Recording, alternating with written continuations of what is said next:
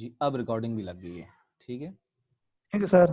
दोबारा फिर मैं ये स्टेप बताता हूँ कि आप फर्स्ट स्टेप पे क्या करते हैं कि जब आपके पास डायग्राम आती है आप कोशिश करते हैं कि आप उसके अंदर वर्ब ढूंढने की कोशिश करें। जब आपको वर्ब मिल जाता है, जैसे यहाँ पे ये वर्ब है रिप्रेजेंट्स, तो ये जिनके दरमियान आया हुआ है वो दरअसल में क्या है, वो एंटिटीज है। और वर्ब क्या है, वर्ब इज दी रिलेशनशिप। मैं सारे को यहाँ से कॉपी करके इधर ले आता हूँ। जो वर्ब है वही रिलेशनशिप है।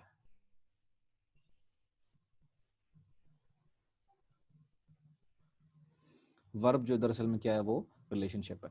और जब आप रिलेशनशिप फाइंड कर लेते हैं तो आपने डायग्राम तकरीबन बना ली होती है, यानी आप ये स्टेप भी कर चुके होंगे स्टूडेंट, और कोर्स वाला भी, ये टेक्स वाला भी, उस दरमियान में अगर उसकी कोई फीचर्स आएंगी हैं वो भी आपने बना ली होंगी। फिर स्टेप ये रह जाएगा, ये जो one to many, many to many. ठीक है, यहाँ तक बात क्लियर है? Yes sir. अच्छा, अब सिर्फ एक चीज रह जाएगी, वो क्या है, वन टू मैनी और मैनी। इसके लिए आज हम कुछ रूल्स देखेंगे कि आपको पक्के मतलब कोई आसान से रूल्स समझ आ जाए जिसमें ये काम करना हमारे लिए आसान हो जाए। तो मैं इसके लिए ये स्क्रीन शेयर करके मैं पहले नोट पैड ओपन करता हूँ, वो स्क्रीन शेयर करता हूँ। व्हाइट बोर्ड देख लेते हैं। तो पहला जो उसके लिए रूल है वो ये है कि फर्स्ट रूल है कि अगर वर्ड यूज हुआ है एट लीस्ट, एटलीस्ट, इससे क्या बनेगा आपके ख्याल में? जल्दी से बताएं, कोई जिस स्टूडेंट का भी माइक ऑन है कोई एक बता दें, एटलीस्ट से क्या बनेगा, जल्दी जल्दी। कम से वन कम और एक। मेनी। हाँ, जब भी एटलीस्ट का वर्ड आए तो आपने क्या करना है, अगर आपने एंटिटीज आइडेंटिफाई कर ली हैं, और अगर एक और चीज भी है, अगर ये दोबारा फिर मैं आपको अगर ये वो स्क्रीन दोबारा शेयर करता हूँ जिसमें वो पहले बात की थी कि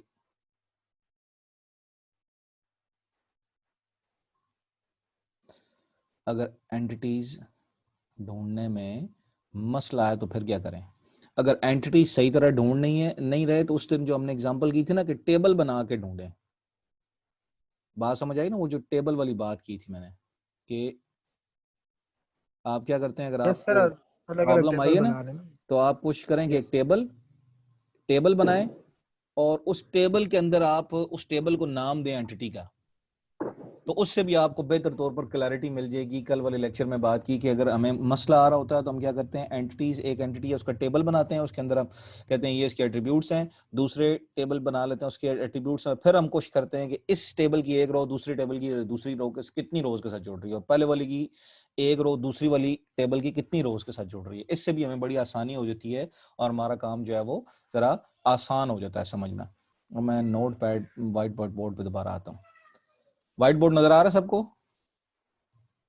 यस सर। अच्छा जी, अब आते हैं जी इसमें कि एटलीस्ट, ये पहले इरेज कर दें, दोबारा लिखते हैं कि अगर वर्ड आ जाए एट लीस्ट, तो एटलीस्ट का मतलब होगा वन और मैनी, वन और मैनी। तो आपने उस जगह पे वो सिंबल निशान बना देना है वन और मैनी वाला, और वो निशान है ये इस तरह का, ड्रॉ, हमें पेंसिल मिल जाए तो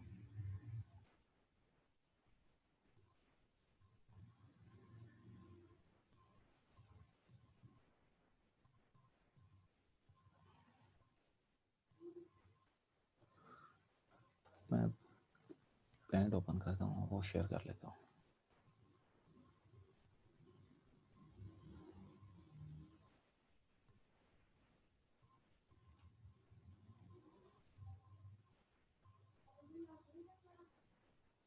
ये पेंट नजर आ रहा है सबको? यस सर, नजर आ अच्छा, रहा तो है। इसमें अब मैं पेंसिल लेता हूँ ना, तो अगर आपके पास वो एटलीस्ट का वर्ड आया तो आपने ये वाला सिंबल डालना होता है, ये वन और ये मैनी। ये किसके साथ जुड़ा हुआ होता है? ये जुड़ा होता है जी एट लीस्ट के साथ।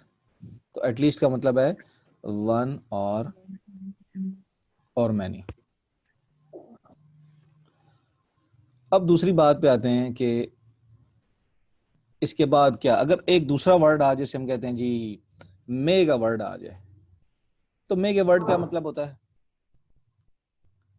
जल्दी से बताएं जी, मे के वर्ड का क्या मतलब होता है, कोई एक बता दे। 0 और 1। जीरो और मैनी, जीरो और मैनी। और इसको आप क्या करते हैं, पेंसिल से इस तरह शो करते हैं, ये जीरो और ये ऐसे शो करते हैं आप इसे। तो ये जीरो और मैनी का सिंबल है, ठीक है।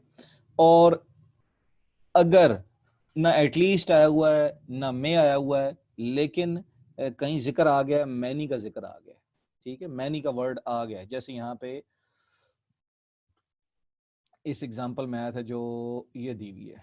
अब ये वाली जो कल वाली एग्जांपल थी, इसमें स्टूडेंट्स जमा का लफ्ज आ गया, ठीक है। इसमें एंटिटीज के दरमियान ये जो प्लूरल का वर्ड आ गया, प्लूरल मतलब जमा का वर्ड आ गया। जैसे अब ये एंटिटी है ना, plural word, plural for entity, ठीक है। जैसे यहाँ पे आप देखें स्टेटमेंट लिखी हुई है, in a university college a student called a class representative represents other students. अब ये जो स्टूडेंट्स है ये प्लूरल है, बात समझ आ रही है, ये जमा में है।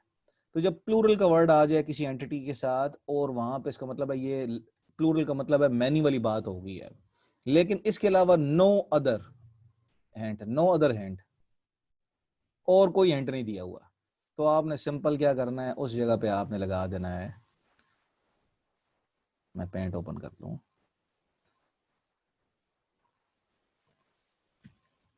प्लूरल आ गया आपके एंटिटी के साथ और कोई और हिंट नहीं है, तो आपने उसके लिए भी यही लगाना है, जीरो और मैनी, ठीक है। बात समझ आ गई या नहीं? स्टूडेंट की तरफ से कोई एक रिस्पांस दे दे जी सर, आगे समझ। कि अगर आपके पास इस तरह वर्ड आ रहा है और उसमें आपको प्लूरल का वर्ड इस्तेमाल हो गया, प्लूरल या जमा आ गया है, और स्टूडेंट्स या एंटिटी के लिए प्लूरल आ चुका है, लेकिन आपको मतलब उसमें मैनी भी आ गया है या प्लूरल आ गया एंटिटी के लिए, और इसके अलावा कोई और हिंट नहीं है, तो उसका मतलब है ये जीरो, ठीक है। क्लियर हो गया? तो यस ये सर। आप यस सर। आपने इसके अंदर ये इसके लिए भी चलेगा और इसके लिए भी चलेगा, ठीक है।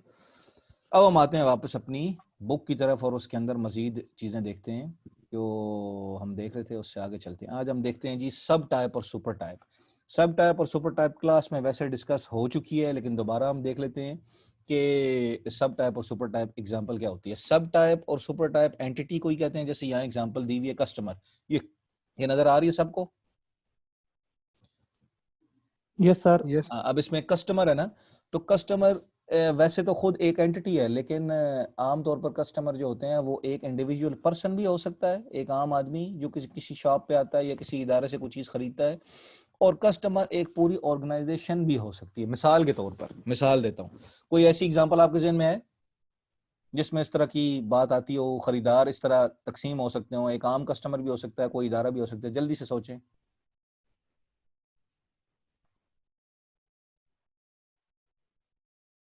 कोई एक जल्दी से बताए, कोई सोच के बताए, ज्यादा टाइम नहीं है, जल्दी जल्दी शाबाश।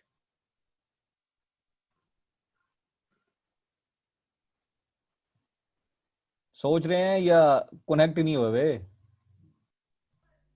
सर नहीं पता। अच्छा, चलें, इसका इसका हाल ये है, मिसाल के तौर पर ये सीसीटीवी कैमरे जो होते हैं ना, सीसीटीवी कैमरे, ये आपने देखे में, ये जिस वक्त हाँ, सीसीटीवी कैमरे जिस वक्त गवर्नमेंट डिपार्टमेंट ने लगाए थे, तो उस वक्त ये हुआ था कि लोग तो अपने घरों में लगवाते ही हैं, हर घर जो मतलब अमीर फैमिलीज होती हैं वो अपने घर की सिक्योरिटी के लिए, या आम लोग भी अपनी सिक्योरिटी के लिए कोशिश करते हैं कि अपने घर में कैमरे लगवाएं। तो वो जो एक आम आदमी अपने घर के अंदर सीसीटीवी कैमरे लगवा के उसको इंस्टॉल करवाता है और फिर उसको ऑनलाइन करवा देता है, ये हो गया इंडिविजुअल कस्टमर।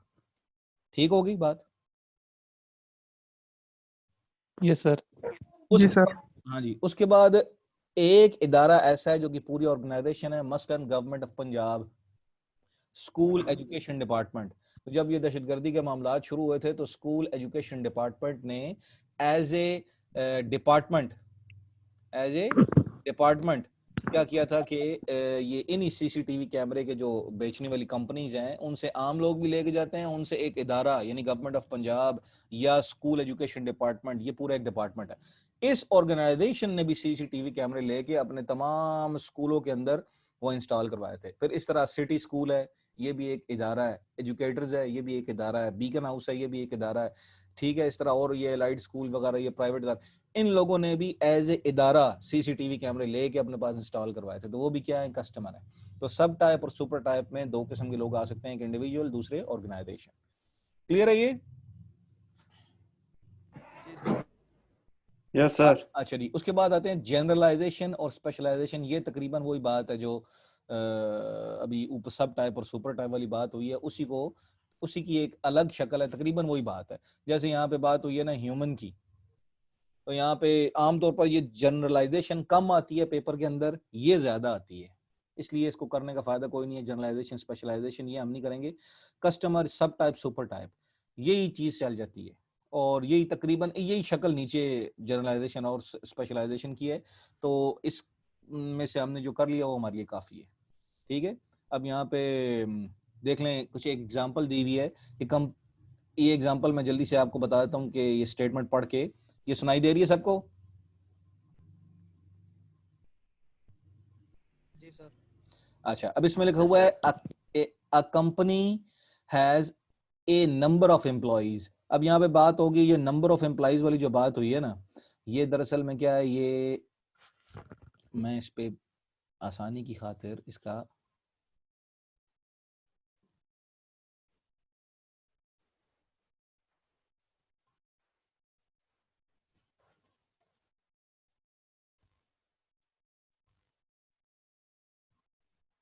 इसकी मैं सारी स्नैपशॉट लेके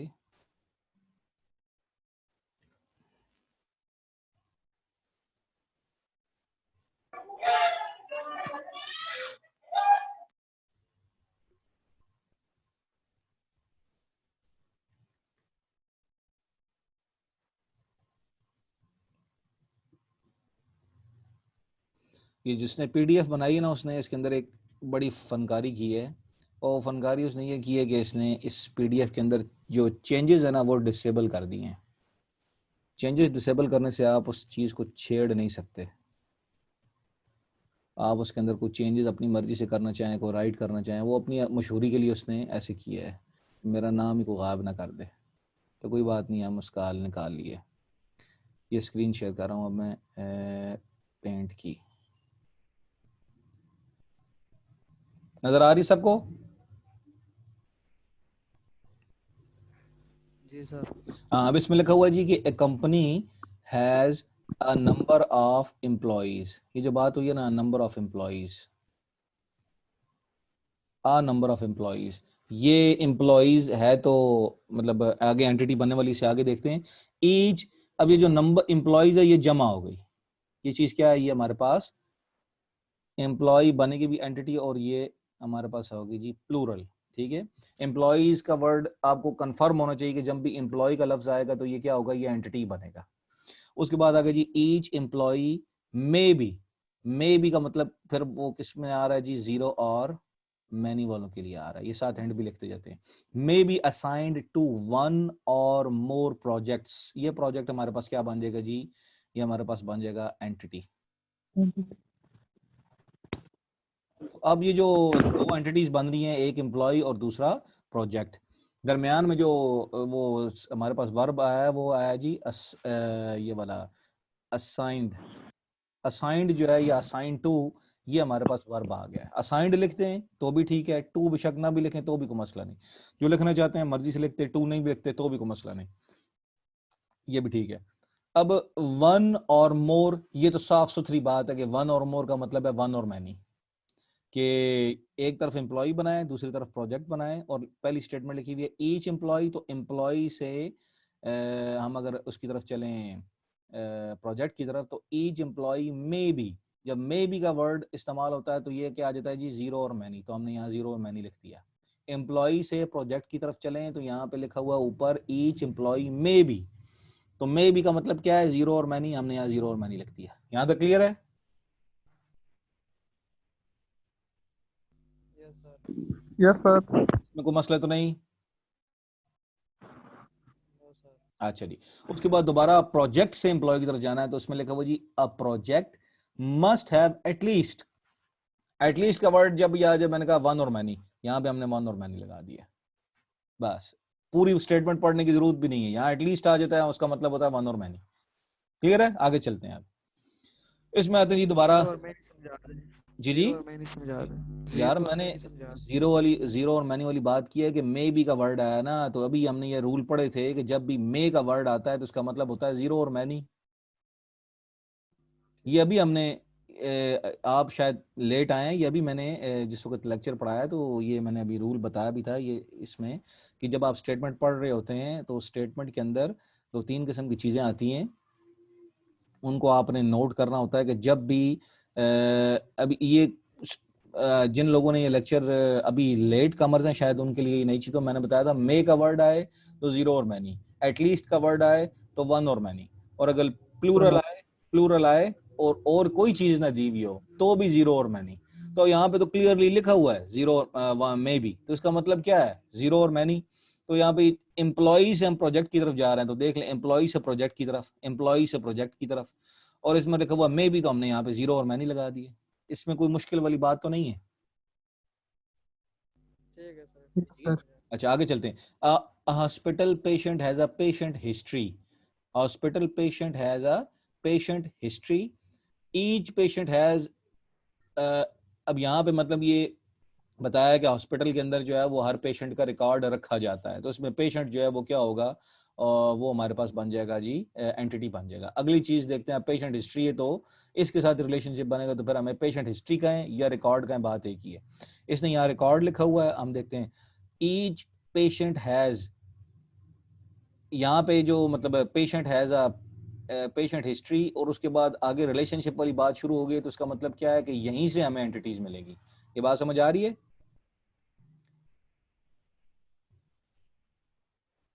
पहली लाइन बताने के बाद वो फौरी तौर पर उनके दरमियान वन और मैनी तरफ चला गया है, तो इसका मतलब क्या है कि इस लाइन के अंदर ही हमारी एंटिटीज पड़ी हैं, जो फर्स्ट लाइन है। और फर्स्ट लाइन में दो एंटिटीज कौन सी हैं? एक पेशेंट है और एक पेशेंट हिस्ट्री है। तो यहाँ पे आप बेशक पेशेंट हिस्ट्री लिखते हैं,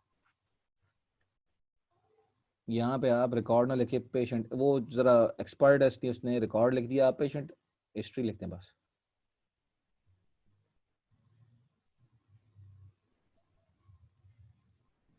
ये सबको नजर आ रहा है?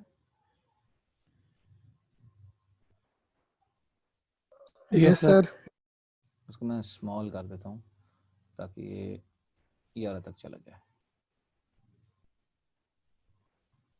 बस इस जगह पे जो लेट कमर होते हैं उनके लिए थोड़ा सा ये इशू आता है कि वो लेक्चर में लेट आते हैं, तो वो चीज़ें हमारी पेशेंट हिस्ट्री TORY,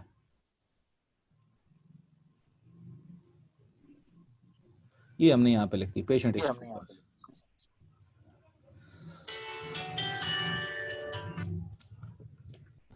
तो इसमें आगे जी एक पेशेंट और एक चीज आगे पेशेंट हिस्ट्री।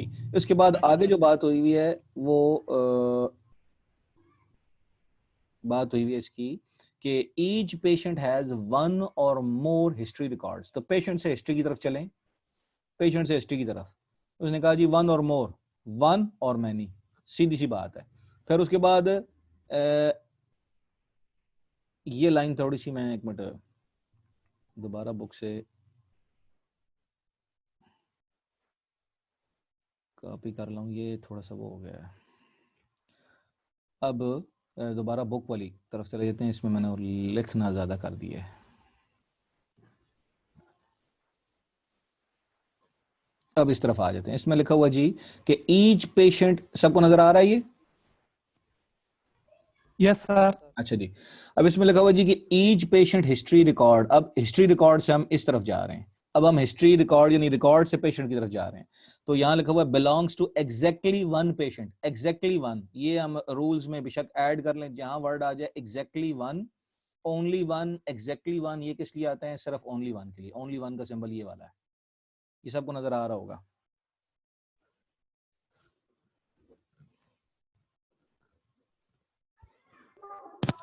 Yes, sir. ये एग्जांपल आसान सी हैं, ये आपने खुद करनी है, इसमें कोई इतना बड़ा इशू नहीं है। ये सिंपल वन वाली हैं, ये एग्जांपल्स मैं स्किप करते जा रहा हूँ क्योंकि बहुत सारा ऐसा हमने कर लिया है। हम आते हैं जी इसके ऊपर ज़रा थोड़ी सी ज़रा डिटेल एग्जांपल की तरफ। इसमें लिखा हुआ है जी ER प्रोजेक्ट 3 इसमें लिखा हुआ जी इन अ स्कूल, एक स्कूल के अंदर अ स्टूडेंट मे बी, वर्ड आया मे बी। मैं इसको दोबारा पेंट में लेके जाता हूँ जरा, ताकि आसानी से फिर मैं इसके अंदर एडिटिंग भी कर सकूं।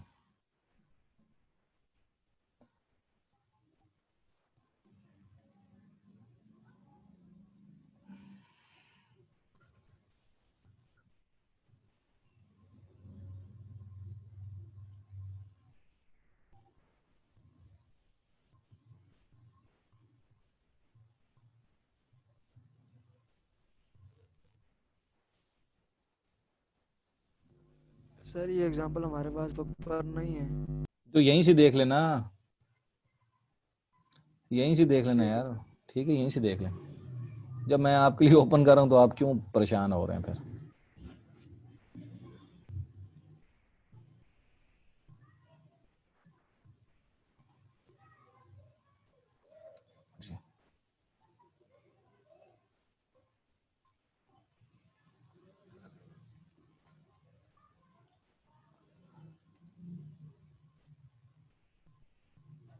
ये मैं यहाँ से, लोग असल में इस तरह करते हैं कि अपनी उसकी मशहूरी के लिए फिर जो है डॉक्यूमेंट जो शेयर करते हैं उसमें वो कोशिश करते हैं कि ज़्यादा से ज़्यादा अपनी डालें। तो मैं ये दोबारा फिर पेंट में आ रहा हूँ। स्क्रीन शेयर हो गया सबसे? Yes sir. अच्छा, अब इसमें लिखा हुआ जी in a school a student may be. ये वर्ड जो मे बी साइन हुआ है, ये आपको मतलब इसमें मे बी का मतलब क्या होता है कि zero may be assign to, सूरत हाल। May be assign to one और मोर, लेकिन यहाँ पे आगे उसने वाज़ेह तौर पर लिख दिया वन और more. May be assign to one और मोर, तो यहाँ पे जब वन और मोर आ गया तो ये वन और मैनी, ये सामने लिख दिया वन और मैनी। अगर मे बी के बाद वन और मोर ना आता तो फिर हम जीरो और मैनी लगाते। बात समझ आई?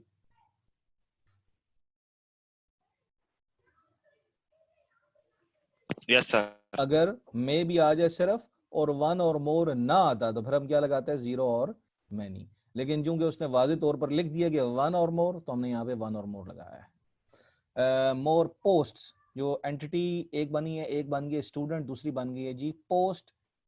तो ए स्टूडेंट में बी असाइंड टू, ये देखे ना यहाँ पे जो वर्ब है वो कौन सा है? Assigned to. ये किन के दरमियान है? असाइंड टू का वर्ब एक स्टूडेंट के दरमियान है और दूसरा पोस्ट के दरमियान है। तो हमने पोस्ट को यहाँ पे क्या बना दिया? एंटिटी। और उसके बाद फिर may be assigned to more post like perfect, monitor और चेयरमैन। स्टूडेंट जो है उसको पोस्ट दी जा सकती है, और कौन सी पोस्ट दी जा सकती है? परफेक्ट कहते हैं, मॉनिटर कहते हैं, या चेयरमैन कहते हैं। ये तीन किस्म की पोस्ट होती हैं। पोस्ट कहते हैं जो मतलब आपका पास जो ओहदा वगैरह होता है, तो स्टूडेंट जो होते हैं उनको क्लास में या इदारों के अंदर इस तरह की पोस्ट वगैरह ये मिलती रहती हैं। यहाँ पे क्या जा रहा है कि स्टूडेंट जो है इन उसको पोस्ट मिल सकती है, कौन कौन सी? परफेक्ट, मॉनिटर या chairman. A post may be assign to exactly one student. Exactly one का मतलब है ओनली वन। यहाँ पे हमने पोस्ट से इसकी तरफ आए स्टूडेंट की तरफ, तो आपने क्या किया? लिख दिया। अब इसमें स्टूडेंट कुछ कंफ्यूज होंगे, वो कहेंगे जी हम परफेक्ट को एंटिटी बनाए, मॉनिटर को बनाए या चेयरमैन को? देखें, पोस्ट जो है ना वो पोस्ट, इसको हमने एंटिटी इसलिए बनाया है कि जो ये असाइंड का जो वर्ब आया है ये स्टूडेंट और पोस्ट के दरमियान दरमियान आया है। ठीक है, ये जो आगे लाइक है, फॉर एग्जांपल है, ये आगे मजीद एक्सप्लेनेशन होती है। जो एक्सप्लेनेशन में चीजें आती हैं वो कभी भी एंटिटी नहीं बनती। ये चीज ज़हन में रहे कि जो वर्ब आता है जिनके दरमियान आता है वो एंटिटीज बनती हैं। आगे जो example, for example, like, for instance, उसमें जो चीजें आ रही होती हैं वो एक्सप्लेनेशन में आ रही होती हैं, वो कभी भी एंटिटी नहीं बनती। तो ये हमारी ये वाली एग्जांपल क्लियर है। इसके बाद मैं स्क्रीन शेयर करके वापस बुक की तरफ आता हूँ। अब आप, और हमारे पास आज उसका टाइम हमारा होने लगा है। प्रोजेक्ट 4, ये प्रोजेक्ट 4 आपने खुद करना है। प्रोजेक्ट 5 भी आसान है, ये भी तकरीबन वो आसान आसान सा है। ये 5, 6, अच्छा ये 6 वाला, 6 वाला अभी हमने किया था कल की क्लास में, जब मैंने आपको स्टूडेंट वाली बात बताई थी कि सेल्फ रिलेशनशिप। इसको हम देख लेते हैं एक दफा कि a university has a large number of courses in catalogue. इस लाइन का मतलब ये है कि यूनिवर्सिटी के पास बहुत सारे कोर्सेज होते हैं कैटलॉग में जो वो ऑफर करती है। एट्रीब्यूट्स ऑफ कोर्स, आपको आवाज आपको आ रही है? आवाज यस सर। हाँ जी। अब इसमें लिखा हुआ है एट्रीब्यूट्स ऑफ कोर्स, ये साफ अल्फाज में उसने कह दिया कि कोर्स एंटिटी है तो उसके एट्रीब्यूट्स ये दिए नहीं है, course number, course name, units, ये 3 एट्रीब्यूट बन गए। अब उसके बाद है each course may have one और more courses as prerequisite. तो ये देखें यहाँ पे जो बात आई है ना कि ईच कोर्स मे का वर्ड जो है ये एंटिटीज के दरमियान आता है, मे हैव वन और मोर कोर्स।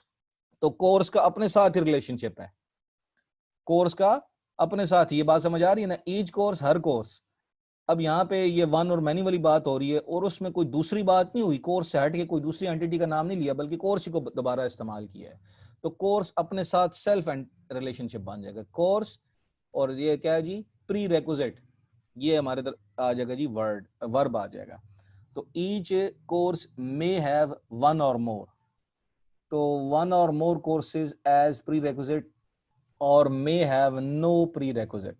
तो हम इसमें इसको कल अगर हम डिटेल में देखेंगे, आप इसको ऊपर कोशिश देखें कि मतलब इसको खुद टेबल बना के समझने की कोशिश करें कि अगर हम इसको टेबल बनाएं, जिस तरह मैंने कल आपको टेबल बना के दिया था, इस तरह कि ये एक टेबल है और इसमें ये इस तरह दो कोर्स, ये दो कोर्सेज का ही टेबल है। तो अब हम कहते हैं जी कि कोर्स है और ये भी कोर्स का ही टेबल है। और जो हमारे पास स्टेटमेंट थी उसमें लिखा हुआ जी कि एक कोर्स है, उसके अंदर एक कोर्स की रिक्वायरमेंट है कि उसके साथ कुछ दूसरे कोर्स भी हो सकते हैं जो प्री रिक्विजिट है। मिसाल के तौर पर ये एक कोर्स है जो मैं कहता हूँ जी डेटाबेस का है। तो कुछ लोग ऐसे होते हैं जो यूनिवर्सिटियों में ये चीज़ होती है कि आपने कोई कोर्स पढ़ना है ना, तो वो कोर्स पढ़ने के लिए पहले कुछ पढ़ के आना पड़ता है। जैसे अभी आप फर्स्ट ईयर सेकंड ईयर करके आते हैं, फिर आप थर्ड ईयर फोर्थ ईयर पढ़ते हैं। तो इस तरह कुछ रिक्वायरमेंट होती है कि आप ये एक दो कोर्स पढ़ें। प्रोग्रामिंग का कोर्स है, कई लोग प्रोग्रामिंग पढ़ते हैं, डेटा स्ट्रक्चर डीएस उसे कहते हैं, उसके लिए उन्होंने इंट्रोडक्शन टू प्रोग्रामिंग पढ़ी होनी चाहिए, तो फिर वो ये कोर्स पढ़ सकते हैं। तो उसके लिए हम क्या करते हैं कि ये कोर्स पढ़ने के लिए अगर हम इसकी तरफ से आए, इस कोर्स की तरह, तो ये कितना से जुड़ा हो सकता है? ये एक से भी जुड़ा हो सकता है, एक से ज्यादा से भी हो सकता है, ठीक है। और इसमें जो ये वाला है, ये मिसाल तौर पर एक कोर्स है, ये प्री रिक्विजिट हो सकता है और इसका भी प्री रिक्विजिट हो सकता है। तो ये इस तरह का केस बन रहा है मैनी टू मैनी वाला। ये बात समझ आ रही है आपको मैं क्या बताना चाह रहा हूँ? हेलो सर समझ नहीं आई।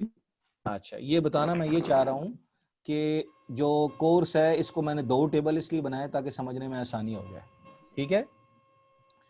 डेटा स्ट्रक्चर है, मिसाल के तौर पर ये एक कोर्स है, तो यूनिवर्सिटी में आम तौर पर ये कानून होता है कि कुछ कोर्सेज जो आपने पढ़ने होते हैं वो आप तब पढ़ सकते हैं जब आपने उससे पहले एक दो कोर्स पढ़े हुए हों। यहां तक बात समझ आई?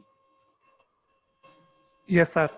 तो मिसाल के तौर पर अगर इसकी रिक्वायरमेंट, डेटा स्ट्रक्चर की रिक्वायरमेंट जो है वो आम तौर पर होती है introduction to programming, IP.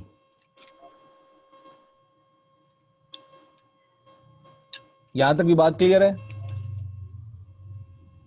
Yes sir. तो इसका मतलब ये होगा कि डीएस का जो ये कोर्स है, ये इस टेबल के अंदर जिसमें आईपी मौजूद है, ये उस टेबल के अंदर कितनों से जुड़ा होगा? एक के साथ जुड़ा होगा। ठीक हो गया? Yes sir. अब मिसाल देता हूं कि एक और कोर्स है जिसका नाम है ऊप, object oriented programming. Object oriented programming, इसके लिए दो किस्म के कोर्स होते हैं जो आपने पढ़े होने चाहिए, आईपीबी और डेटा स्ट्रक्चर भी, ये दोनों कोर्स हैं। तो इसका मतलब क्या है कि ये किससे जुड़ा होगा? ये इधर आईपी से भी जुड़ा होगा, डीएस से भी जुड़ा होगा। मिसाल तौर पर ये डीएस वाला कोर्स है, दोनों हैं तो कोर्स इसके ना, तो दोनों में सेम कोर्स पढ़े हैं, और ये इससे भी जुड़ा हुआ है। Yes sir. ठीक हो गया? इसे मैं कह देता हूँ ये आईपी है, ये आईपी है। तो अब इसका मतलब क्या है कि ये वाला टेबल यहां से अगर हम इस डायरेक्शन में जाएं दूसरे की तरफ, तो ये कौन सा केस बन रहा है? मैनी वाला, वन टू मैनी वाला। ठीक हो गया? Yes sir. अब दूसरे टेबल से पहले की तरफ आए तो इसका मतलब क्या है कि ये कोर्स जो यहाँ पड़ा हुआ है ये इसका भी प्री रिक्विजिट हो सकता है और इसका भी हो सकता है। ये पॉसिबल है ना कि एक कोर्स जो है ना, यहाँ पे कोई कोर्स लिखा हुआ है जी सर। जैसे वेब का जैसे कोर्स आईपी है। है, तो आईपी इसका भी हो सकता है, किसी और का भी हो सकता है। तो दूसरी तरफ भी यही केस बन रहा है, वन टू मैनी। लेकिन ये भी पॉसिबल है कि ये आईपी इनमें से किसी और का भी, किसी का भी, मतलब इनमें से कोई कोर्स ऐसा भी हो सकता है, जैसे मिसाल यहाँ पर लिखा हो जी इंग्लिश है, ये इनमें से किसी एक का भी प्री रिक्विजिट ना हो, टेबल में मौजूद है लेकिन ये रो किसी के साथ जोड़ी नहीं रही, किसी के साथ भी नहीं जोड़ रही। बात समझ आ गई? Yes sir. तो इसलिए हम इसे कहते हैं ये जीरो और मैनी वाला केस बनता है, क्योंकि कुछ कोर्सेज ऐसे होंगे जिनका कोई प्री रिक्विजिट होता ही नहीं है।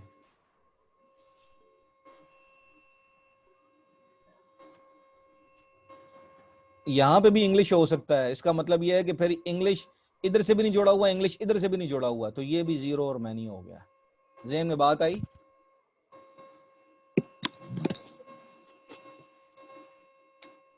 ज़हन में बात आ रही है?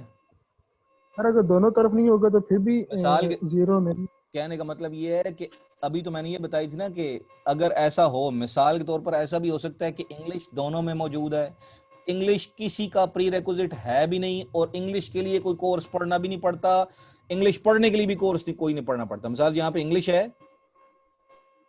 तो इंग्लिश इस टेबल में भी है, इस टेबल में भी है। इंग्लिश जिसने पढ़नी होगी वो बगैर कोई कोर्स पढ़े पढ़ लेगा। Yes sir. तो इसका मतलब क्या होगा कि दोनों तरफ अगर इंग्लिश मौजूद है तो दोनों तरफ इसका इस तरफ किसी के साथ ना इधर से रो जुड़ रही है ना इधर से रो जुड़ रही है, तो फिर क्या हो सकता है कि इसको हम जीरो और मैनी कह देते हैं। Hello? Yes sir. Yes sir. Sir इसी वजह से हमने से कह दिया कि ये जीरो और मैनी वाली बात बनती है कि कुछ कोर्सेज ऐसे होंगे जिनका प्री रिक्विजिट होगा और कुछ कोर्स होंगे जिसका नहीं होगा। इसी तरह दूसरे टेबल में है तो कुछ कोर्सेज ऐसे होंगे जो किसी के प्री रिक्विजिट होंगे और कुछ के वो कुछ कोर्सेज ऐसे होंगे जो किसी के भी प्री रिक्विजिट नहीं होंगे। तो इस वजह से हम कहते हैं यस सर। जीरो और मैनी वाली बात है। एग्जैक्टली ये चीज जो है ये इसके अंदर भी यहाँ पे डायग्राम में बताई गई। अब टाइम हमारा चूंकि ख़त्म हो रहा है, वो 40 मिनट की लिमिट होती है, तो हम अपना लेक्चर ख़त्म करते हैं। अब आपके लिए काम ये है कि आपने प्रोजेक्ट 7 इससे आगे वाला प्रोजेक्ट 7 ये आपने खुद करना है। हम इससे आगे वाली एक दो एग्जांपल करके फिर हम हो सकता है कल ये टॉपिक जो है ये ख़त्म कर लें। ठीक है, तब तक के लिए अल्लाह हाफ़िज़। अस्सलाम वालेकुम। सर मंडे को होगी नेक्स्ट क्लास सर? नहीं, कल मैं क्लास लूँगा, कल क्लास लूँगा। हमारी वीक में 4 क्लासें होंगी क्योंकि हम कम हैं, हम बाकी लोग हमारी कम होगी।